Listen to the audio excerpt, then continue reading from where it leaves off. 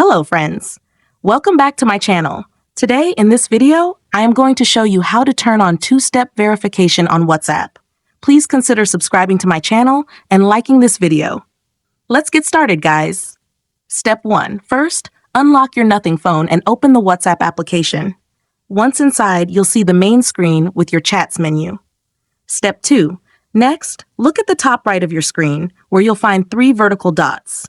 This is the menu icon. Tap on them. Step 3. Now locate the settings option and tap on it.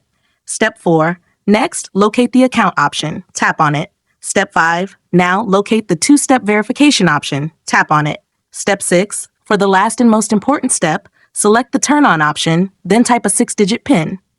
Confirm your PIN by typing it again, then select the save option to turn on two-step verification instantly. If you found this tutorial helpful, don't forget to thumbs up this video and subscribe to my channel. Thanks for watching.